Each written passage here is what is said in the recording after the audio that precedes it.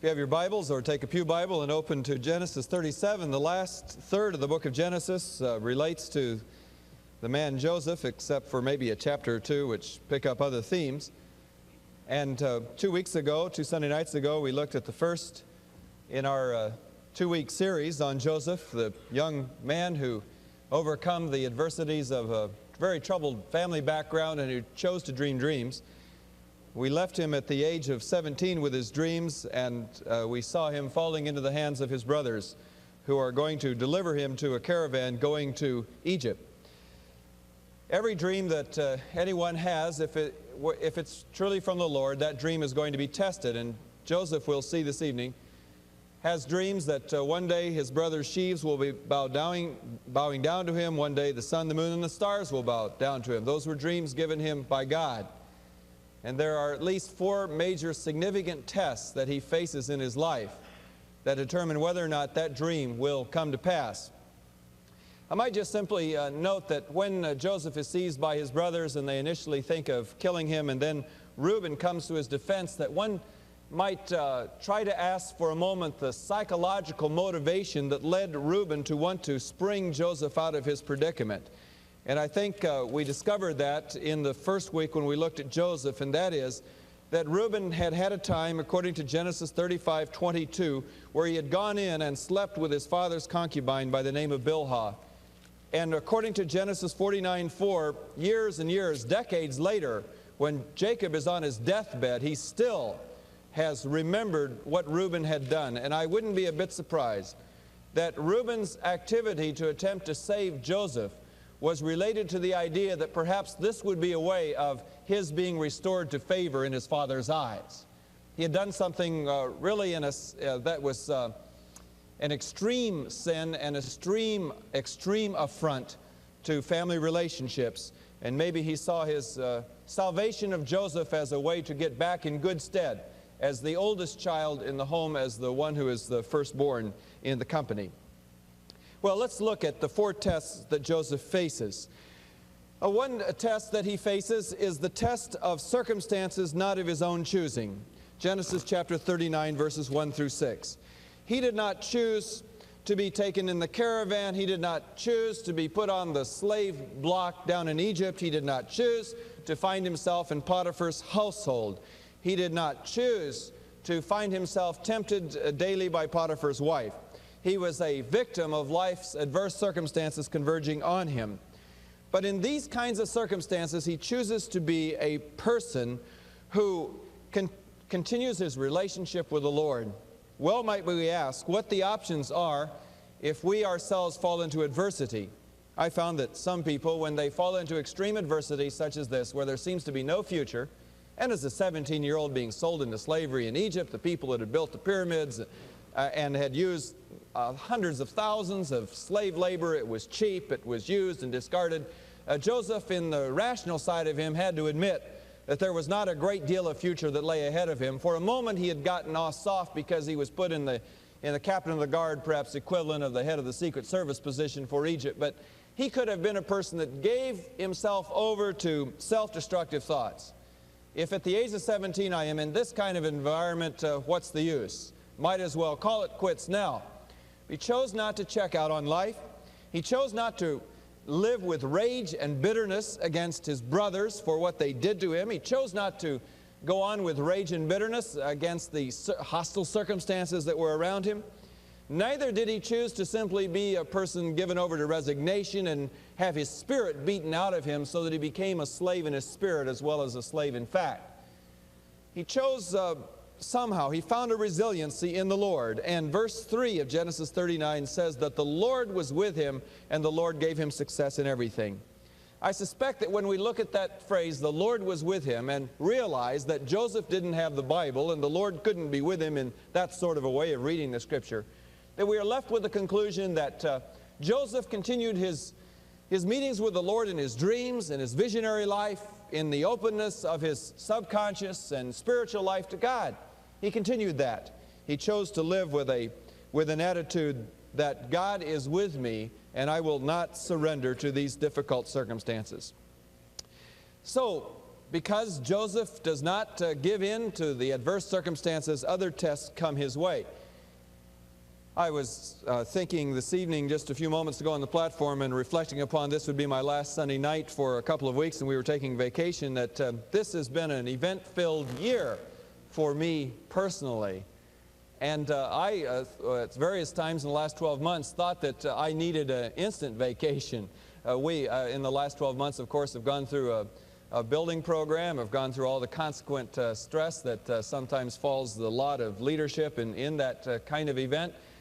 And there were times, I must confess, in the last 12 months when I had moments of despair. I wondered if we were ever going to live to see the day we'd have this beautiful facility to worship in. And I had this doleful thought that maybe just before dedication day I would suddenly find myself in a freeway accident or some such thing, or get so overwhelmed with the financial kinds of things that went together to put this whole matter together that, wow, could I withstand? And you know, if you can somehow keep going in those kinds of times when the circumstances tend to be bleak, if you can keep placing your life in the hands of the Lord, keep remembering that where the Lord called you, He will sustain you, and keep choosing not to give in with self-destruction, with resignation, or with feelings that are not from God. Just keep going. Sometimes the best thing we can do when we don't see what's down the road and when there's just today ahead of us, the best thing we can do is just keep going. Take a step at a time and not surrender to our circumstances. Second test that Joseph faced was the test of moral temptation. He was a person, perhaps by the time he faced the test with Potiphar's wife, if anywhere from on the young side of 17 to probably 19, I'd guess he would maybe be somewhere between 19 and 23. I would suspect that it took him several years to arise to some kind of stature in Potiphar's house where Potiphar had trusted him with everything that was his. And then Mrs. Potiphar came along. And I have looked at Joseph from a modern point of view, and I have listed 7 excuses that Joseph could have had for giving in regard to moral temptation. I'd like to go over these with you because I think these are excuses that people use today when they surrender to moral temptation. The first excuse he could have used would simply be, I'll get even. I have mentioned before in messages that I think there's a great deal of connection between sexual sin and anger in a person's life. That when you are jilted, when you are treated roughly, when somebody has abused you, you look for the tender nurture that a sexual experience might be able to provide you. And Joseph could have well said, I've been treated very poorly, I'm depressed, I'm hurt, I'm betrayed, I've got one coming to me, I deserve this. After all that my brothers have done to me, and all the wrong that I have suffered, then I see no reason for not getting even and having my fair share of recompense for all the suffering that I've gone through. A second thing that I think Joseph could have legitimately maybe said as a giving into temptation is, I'm no worse. If I give into this temptation, I'm no worse than anybody else in my family. Look at my father Jacob. I've been a young man of moral purity. Can't say the same about my dad. And I think if Joseph had known what was going on with his brother Judah back in Genesis 38, you know, that's an intriguing story. Genesis 37 tells us up to the time that Joseph was sold into slavery, and Genesis 39 picks up the story of Joseph again, but Genesis 38 tells us the story of Joseph's older brother Judah, who has an immoral relationship with his own daughter-in-law. And Joseph, had he known that, could have well said, well, seems like a moral failure runs as a typical pattern in my family, and I'm no better and no worse than anybody else in my household. And everybody else is a hypocrite anyway, including my father, and including some of the other people I know, and some of the in-laws and outlaws in my family, so if they've all done it, I might as well do it too. A third thing that he could have said, and it closely relates to the second excuse, everybody is doing it. Everybody has affairs. Everybody has encounters of this kind sooner or later. Probably Potiphar is playing around on the side himself. All Egyptian high officials were noted for their immorality. That's just a track record in Egypt. It is stamped upon the lives of the pharaohs. That track record is stamped upon the life of wealthy people in Egypt. So it's the custom of the day. It's what's prevailing, and might as well go with it. Why fight it? I think this is a tremendous pressure that Christian people face in a culture that is going really berserk with immorality and with situational ethics. Well, if you don't engage in immorality, then there must be something wrong with you. You haven't been really liberated yet, and everybody's doing it, so why should you miss out? Joseph could have very well said this. I think a fourth thing that Joseph could have said is, how could I resist? I mean, the approach of Potiphar's wife to him was not just a one-time kind of thing, but she, according to Genesis chapter 39, is coming to him day after day. Joseph has the misfortune of being well-built and handsome. And Potiphar's wife took notice of Joseph and said, "Come to bed with me," but he refused. And then verse 10, and though she spoke to Joseph day after day, he refused to go to bed with her or even be with her. So much of excuse for falling into moral sin is, well, I really couldn't help it. If you look at much of the material on homosexuality today, you have people saying, for example, well, God made me a homosexual, I'm this way, and I have to give rein to my nature. And people who find themselves falling into moral sin of a heterosexual or a homosexual variety say, well, God made me this way, it's the passions, there's no way that I can put a check on them, I'm just the way I am, and I can't resist. The temptation is too great, I can't resist. And Joseph could have said this, but he didn't. The fifth thing he could have said is, no one will ever know. And we might ask ourselves, what would I do? What would you do if you could do anything you wanted and there were no consequences to face?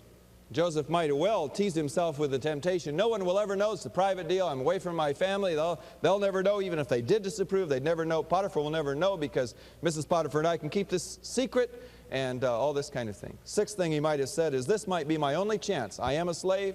My master might deny me the privilege of getting married. I might die young.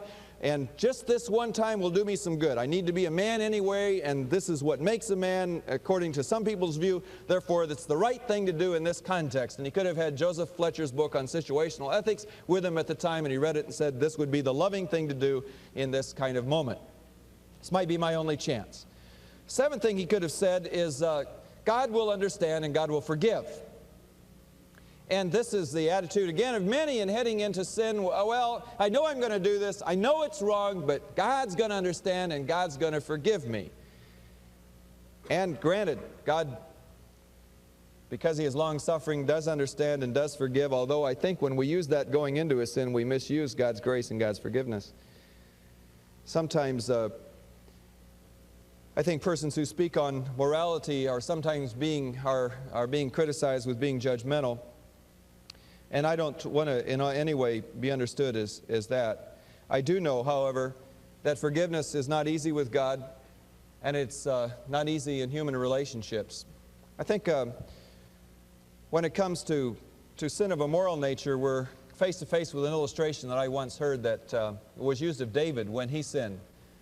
That moral sin is like driving nails into a beautiful finished board. Maybe it's a coffee table or something like that.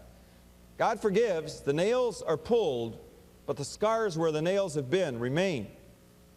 And there is a sense in which, although God does forgive sexual sin, it does imprint, and there are consequences to face.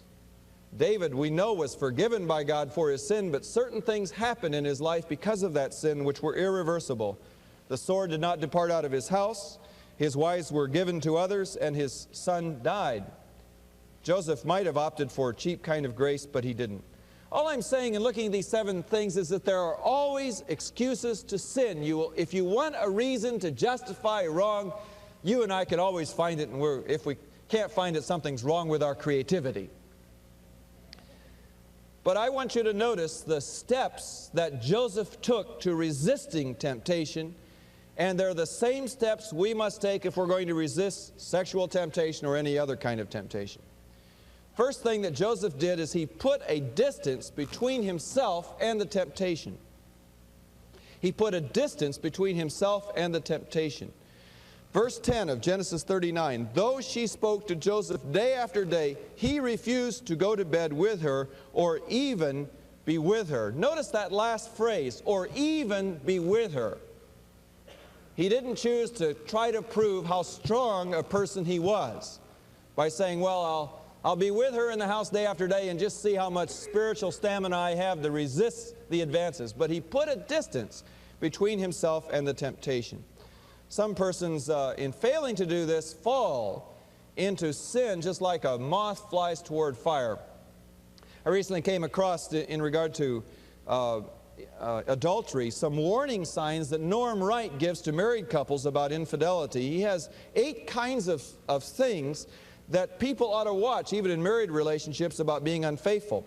The first thing he says that a married person ought to watch is whether or not they are drifting from their spouse. Are you drifting from your spouse?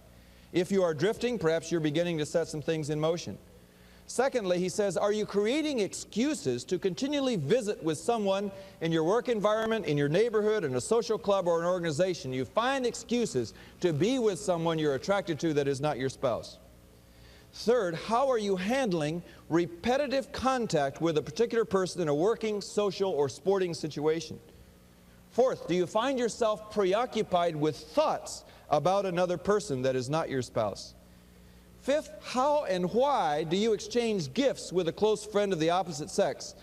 And the type of gift exchanged may indicate a developing intimacy. Sixth, has the telephone become an important medium in your relationship with a friend outside your marriage? So you find it very convenient to visit on the phone, whereas you know that in person that would be discouraged. Seventh, are you consciously putting yourself into situations where you can increase your chances of meeting someone who might become more than a friend? And eighth, what is your body language telling potential lovers? What Norman Wright is suggesting is exactly what Joseph did, putting a distance between yourself and the temptation. Second thing that Joseph did in resisting the temptation that's very critical is that he had respect for the institution of the family. He had respect for Potiphar, for example. He said of her, you are Potiphar's wife, and he knew that she was not his. And indeed, outside of marriage, no one is ours. And to resist sexual temptation, therefore, is to have respect for the family. Joseph just didn't go in and attempt to wreck someone's home or wreck someone else's future. The third critical thing about Joseph is he recognized that a sin in this arena was a sin against God. So he says to Potiphar's wife, how can I do such a wicked thing and sin against God? Genesis 39:9. Persons who really walk with God know that sin in any area is ultimately a sin against the Lord. David says this in Psalm 51 verse 4. After his sin with Bathsheba, he cries out to God, against thee and thee only have I sinned. When I first read that, I got a little upset about David. I said, well, David, you know, you've done more than sin against God. How about Uriah out there in the grave? How about Bathsheba? How about the dead son that you have? How dare you say, against thee and thee only have I sinned? But David understands rightly that all sin in its essence is a sin against God and therefore to be resisted. All temptation is simply really a shortcut to take ways to experience something that is not in God's approved time pattern. A fourth thing that Joseph did in resisting temptation, he did the most difficult thing that I think a person can do, and in fact he pronounced the most difficult word to pronounce in Russian, in Chinese, in English, in Spanish, whatever language of the world, the most difficult word to pronounce in any language, in our language it's this word, it's the word no. Most difficult thing in the world to pronounce. But he learned to say no.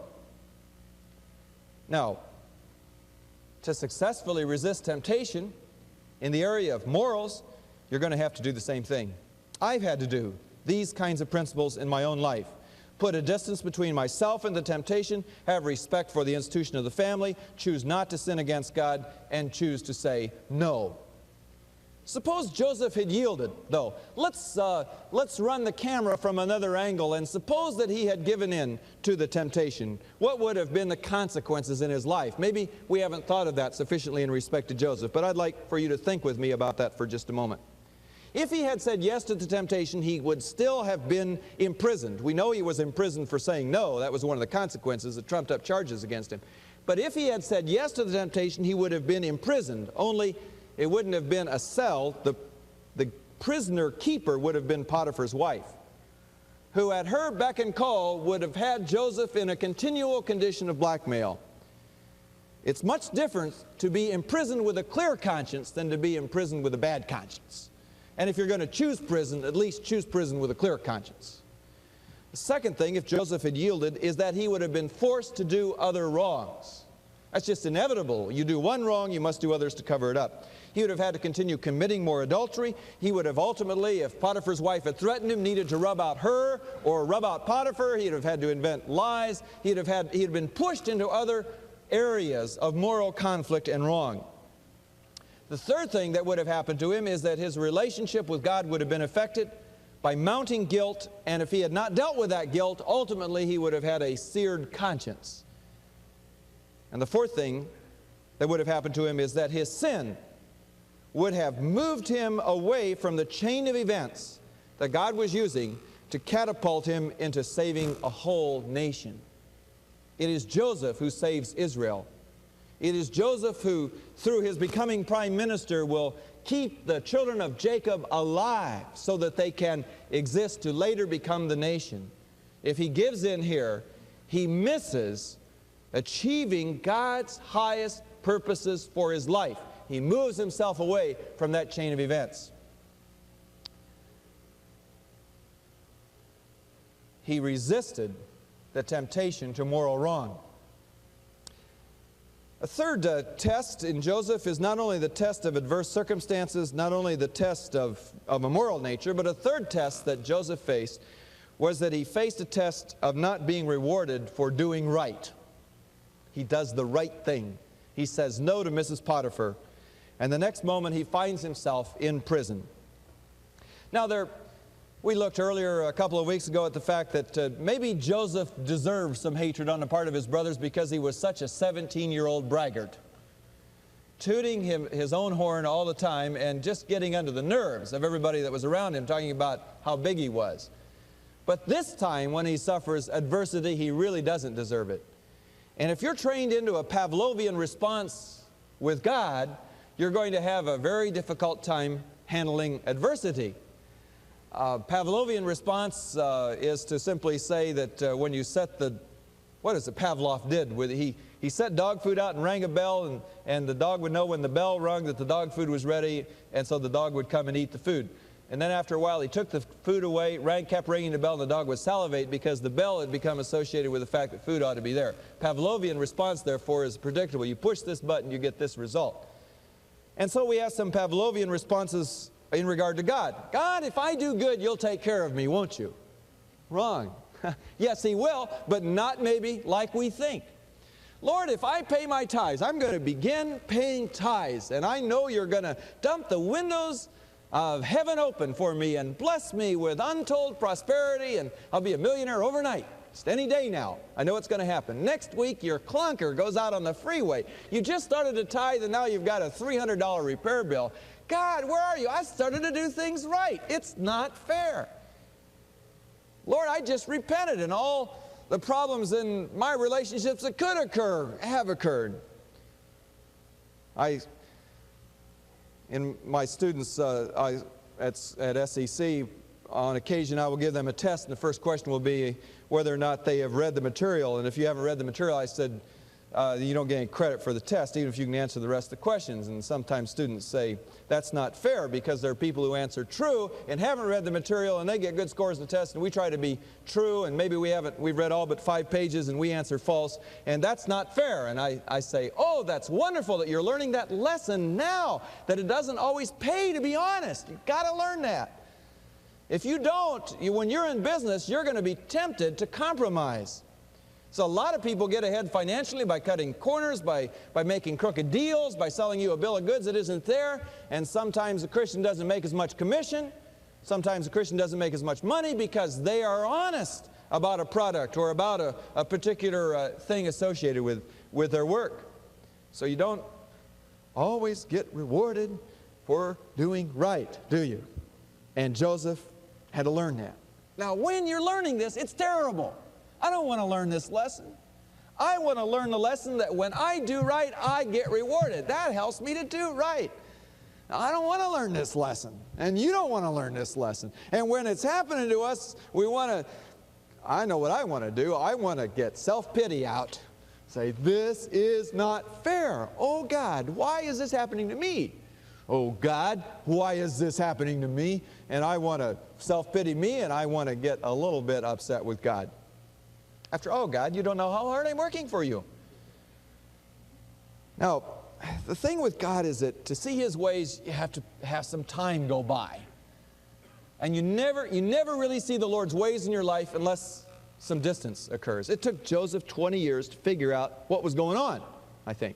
It took him 20 years down the road. When he's finally reunited with his brothers and all said and done, it takes 20 years to get perspective on why he was going through what he was doing. That God actually had in mind to use this whole chain of events to launch him into the prime ministership of a country. And now it'd be wonderful if the Lord would have said to Joseph as he went down to the prison cell, now Joseph, don't worry, because a few years of faithful service here and you're going to be the number 2 man in the country behind Pharaoh. I've got a wonderful plan for your life. And then Joseph could have sit there smugly. But the problem with God is He doesn't tell us what He's up to. So we got to sit there and suffer and say, what's going on, Lord? And this, by the way, is why the New Testament principle is so critical. That God is working good at all things, because if we don't have that as a ballast, as a hope when we get into problems, we're really going to have a lot of problems with Him. And somewhere deep in Joseph, I think he still had his dreams about God. So we learned that God was still with him when he was in prison, and even the prisoner, like Potiphar, finally committed everything to him. But if I can just remember as a kind of a reflex of faith that when crazy things are happening to me that I don't deserve, so I feel, that just remain true, remain steady. I may not understand the full perspective, but I will understand when enough time goes by. I'll have a better perspective. Actually, when we see what transpired in Joseph's life during those years, we can really see how God was preparing him. What a crazy way, by the way, to get launched into a political position. Spend years in prison on an unjust charge. That is not the way you get to power, and God's ways of advancing His people are often very circuitous. What did Joseph learn in these times that helped him when he later became a prime minister and number 2 man to Pharaoh? He learned to avoid pride, that's for sure. Any pride he had got beaten out of him in those times, and he would need that. If he's going to be a ruler, he could not afford to be suffering from pride. He needed to learn to persevere under stress. It was not an easy job in being famine administrator and crop administrator, and he needed to learn in his life how to persevere under stress, and he needed to perform well when given a demanding task. He survived that test, the test of being treated wrongly. Why did he survive? Because he kept his relationship with God. He avoided blame. He avoided self-pity. He avoided dumping on others. He avoided a fighting, retaliatory spirit. He didn't consume his time with things that couldn't be accomplished. You know, if you know starting out that you can't accomplish something, or you're going to be eaten up in the process, don't do it. You say, what could Joseph not accomplish? In the legal system he had to deal with, there's no sense filing a civil suit against Potiphar or Potiphar's wife, all right? You couldn't have gotten civil damages in the Egyptian legal system. So Joseph does not waste his energy working on things that can't happen. He spends his energy working on things that can happen. And the thing that can happen at that particular moment is that at least he could get the favor of the jailer. So he makes that his goal. That's realizable, that's attainable, and he goes for that. And we could probably all spare ourselves a whole lot of problems if we live with Psalm 131, Lord, my eyes are not lifted up too high, and I have not occupied myself with things too great for me. Staying within realizable objectives. So Joseph faces the test of adverse circumstances, the test morally, the test of not being rewarded when he's done right. 3 major tests that he survives it, and he has a 4th test. It's the test of success. When he gets to the top, and when the day finally comes when his 17-year-old dreams come true, will it turn his head? Will he become spiteful? When he has a chance to retaliate, will he retaliate? How will he respond to that test? Some people, when everything finally goes well in their life, after a time of adversity, become bitter in their own spirit. Well, you see some beautiful ways that God works in Joseph's life, and I'd like to run through some things here for just a moment. Joseph, by the way, had several times when he was not rewarded for doing right, including giving correct prophecies over the butler and the baker. But finally, Pharaoh dreams, Joseph interprets the dream, he's given a significant position. Joseph's brothers back in Canaan hear that there is food in Egypt, so they come to Joseph. And that is a very dramatic moment when they first arrive on the scene. Joseph speaks to them through an interpreter. He doesn't reveal to them that he can speak Hebrew, and they come, and Joseph inquires of them in Genesis 42, verse 12 and 13 and 14 and on, how things are going with them, who they are. They reply, your servants are 12 brothers, the sons of one man who lives in the land of Canaan. The youngest now is with our father, and one is no more. Now Joseph, for the next period of a couple of years, is going to put his brothers through a process. He doesn't prematurely jump in here and say to them, the brother that is no more is me, and I forgive all of you for everything you've done for me. Sometimes a premature forgiveness, when it's extended to a person, I think Joseph had already forgiven his brothers in the heart, but Joseph knew that some things spiritually needed to happen in his brothers' lives before the relationship could ever properly be restored. So at this point, he doesn't go cheap grace on them and throw his arms around them and say, I'm your long-lost brother, God's meant it for good, let's all rejoice. He takes some moments where he lets his brothers sweat. Why does he let them sweat? Because he's mean, because he wants to punish them? Not at all. We'll see as we look at this for just a moment that he lets them go through some things so that they can come to grips with the guilt in their own life that they've buried away and haven't dealt with. Joseph says, you're spies. I'm going to put all of you in prison and send one of you back to get your younger brother. I think you're telling me a lie that you have a younger brother at home. By the way, the fact that the younger brother, Benjamin, was at home suggests to us that Jacob, who had always had Joseph as his favorite son, had now selected Benjamin as his favorite son and said, I can expend you other 10 brothers, but I can't expend Benjamin. He's my favorite, so he's staying here. And Joseph, I think, would have immediately been sensitive to pick that up in his father's character. So he said, I'm going to put you all in jail and just send one of you back. You get your other brother, and then I'll know you're not spies. Well, they're in jail for 3 days. At the end of 3 days, Joseph comes to them and says, I've changed my mind. I'm going to let you all go, but I'm going to keep one of you here. And they start talking to one another. Verse 21, they said to one another, surely we are being punished because of our brother. We saw how distressed he was when he pleaded for his life with us, but we would not listen. That's why this distress has come upon us. Reuben replied, didn't I tell you not to sin against the boy? But you wouldn't listen. Now we must give an accounting for his blood. They did not realize that Joseph could understand them since he was using an interpreter. What's happening? And Joseph begins, by the way, to weep on that occasion. For the first time, these brothers are beginning to deal with the fact that we are guilty, and this might be happening to us because we violated our brother. For all those years, and there's at least been 15 years elapsed from the time they sold Joseph until this moment has come. All those years they kept it to themselves. Kind of hard for 10 or 11 boys to have kept that story to themselves. Not told their wife, not let it get back to Jacob. He still believes that their story that they brought to him about Joseph. Now the guilt is beginning to surface, and they're saying, this must be happening because of what we did to our long-lost brother. Not realizing that the Egyptian who stands there understands what they're saying, and that's why Joseph begins to be moved, because his brothers are beginning to come to a perception. And Joseph perhaps remembers all the suffering that their mistakes have made for him. Well, Reuben goes back with the other brothers to the father, and in Genesis 42:37, Reuben says to his father, look, The proposition is this: we need to go back and get more food. You let me go. You may put both of my sons to death if I do not bring them back to you. Entrust him to my care, entrust Benjamin to my care, and I will bring him back. Reuben is doing anything at this point to try to win favor with his dad, because he is the guy again that had violated his father's concubine. He is the one who has the guilt that he had not saved Joseph. And he's saying this crude deal: you put your grandsons to death if I don't return with Benjamin, if you let him go with me. After that proposition, Reuben drops from the biblical record until Jacob dies.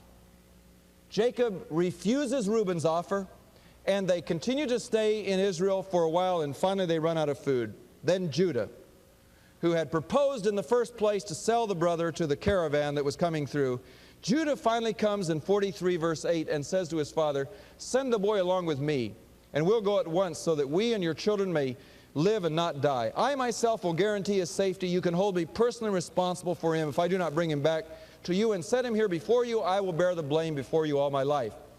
As it is, if we had not delayed, we would have gone and returned twice." Judah doesn't make a foolish proposition of Reuben. Reuben had said, "You can kill your own two grandsons if I don't come back." Judah wisely says, "I'll simply bear the blame." So they come back. And they are brought and treated like kings when they come into Joseph's presence. They are presented gifts. And they reply in verse 28 of Genesis 43, "Your servant, our father, is alive and well." They bowed low to pay him honor. And he looked about and saw his brother Benjamin, his own mother's son, and he asked, "Is this your youngest son, the one you told me about?" And he said, "God be gracious to you, my son." Deeply moved at the sight of his brother, Joseph hurried out and looked for a place to weep. He went into his private room and wept there. He still does not disclose himself to his brothers. And instead he has a banquet for them and arranges them in a seating order that shows he knows the youngest to the oldest. And he gives Benjamin, the youngest, 5 times as much food as all the rest. Then he orders a silver cup, his own silver chalice, to be placed in Benjamin's sack of grain and sends them away. He then puts his servant on their trail, and when they find the brothers, they open the sacks. Benjamin's sack is discovered with the silver goblet, and they come back, and the man who held the silver goblet is in deep jeopardy. Judah now says in verse 16 of Genesis 44, "What can we say to my Lord? What can we say? How can we prove our innocence? God has uncovered your servant's guilt. We are now my Lord's slaves, we ourselves and the one who is found to have the cup." Then Judah makes a proposition in verse 18 and following, that rather than having Benjamin stay as prisoner, he himself would be willing to go. It is at this point that a marvelous thing has happened, because 15 years before, Judah had been willing to X out a brother. He had been willing to sell him into slavery and to let him go. But over the years, he's had to wrestle with the guilt of what he did wrong, and now he is a different man. And he is accepting the fact that he is guilty, that God has uncovered his guilt after all these years. He is accepting the fact also that rather than letting his brother stay and bear the punishment, he will stay for him. An action which, if he had taken years before, would have saved the whole matter of Joseph. So, the time this meal keeps on going, and in Genesis 45, actually at the end of Genesis 44, Judah sums it up by saying, "Now please let your servant remain here as my Lord's slave in place of the boy, and let the boy return with his brothers. How can I go back to my father if the boy is not with me? Do not let me see the misery that would come upon my father." Why did Joseph put these brothers through this long, torturous thing? He had to know. Were the brothers still motivated by jealousy, as they were with him? Benjamin had now replaced him as the favorite son. Did they hate Benjamin like they had hated him? Were they still insensitive to their father's feelings? Would they come back home having left Benjamin in Egypt and make up a story about him as they'd made up a story about them? Had there been any personality growth, any spiritual growth in their life in 15 years? And were their consciences still hardened to God? And he made them go through that process so that they could know and he could know whether they were still controlled by jealousy, whether they were still insensitive to their father's feeling, and whether their consciences were still hardened to God. And when they passed the test, when Judah has spoken and passed the test, Joseph could no longer control himself before all of his attendants, and he cried out, "Have everyone leave my presence." So there was no one with Joseph when he made himself known to his brothers, and he wept so loudly that the Egyptians heard him. They'd gone out the door, and Pharaoh's household heard about it. And Joseph disclosed himself to his brothers. He met the test of success by, in the moment when he had power in his hands to execute vengeance on his brothers, he forgave them and allowed them to be restored to him. Joseph shows that in all the suffering that he had endured, that he did not become a hardened person. Some people, when they go through great adversity, harden themselves, but Joseph is seen as a man of compassion and tears. In fact, there are 7 times in Genesis where Joseph weeps, always remaining sensitive to what God is doing in his life. Joseph is, as you look back upon him, the kind of person that perhaps of all the people in the Old Testament is most like the character of Jesus Christ. You do not read of a major flaw that occurs in his life. When he has 2 children, Manasseh and Ephraim, he calls the children names which express his positive attitude. God has caused me to forget, and God has made me fruitful. And that is his attitude upon the adversities that happen to him in life. They are forgotten, they're over, I can't unscramble the past, I am responsible for my present attitude, and that present attitude leads me to a place of being fruitful rather than to a position of being barren. You see, however, in the brothers, people who failed, and yet God restored as well and restored a relationship. There are, therefore, in our audience this evening, 2 kinds of people. There are some that are like Joseph, who have met tests and have not failed them, and are currently meeting tests and have not failed them, but are succeeding. And as you are, God is using that in your life in a very special way.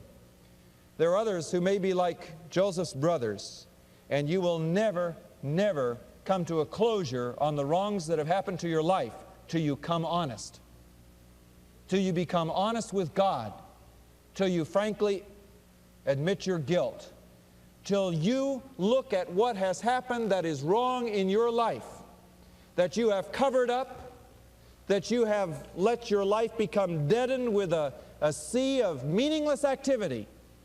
Some of you perhaps are here this evening that have done great wrong in your life, and you have never taken care of that with God. You've never taken care of it with the people you love. It's there, it's covered over, but it's like a sore that healed without the core of it ever being dealt with and cleansed. And God will not let you have any peace in your life until you have come full center and come back to that failure in your life which you have refused to honestly deal with. You can never be made a new person. You can never be cleansed from guilt. You can never be free in your conscience until you deal with that and lay it to rest and go on and experience God's forgiveness to you, coming like Joseph's forgiveness came to his brothers. I don't know, because I don't honestly know what may apply to you, but I know that you know as you've heard the Word of God. Our Father, we think of these tests in our life. We realize that we are a tested people, and that test is designed to make us as pure gold. And we see, Lord, what happens in our lives when we resist temptation, and how as the years come and go and we keep walking with you, you work things out for the good in our life, and you bring us to a secure place. We know that you have not changed. You are the same Lord yesterday, today, and forever. And just as surely as you brought Joseph through, so you will bring everyone through whose trust is in you. And then, Lord, too, we recognize that some have been in the place of Joseph's brothers and have done wrong. And by the grace of God, are here to be able to be confronted again with the good news of the gospel and with the Scripture.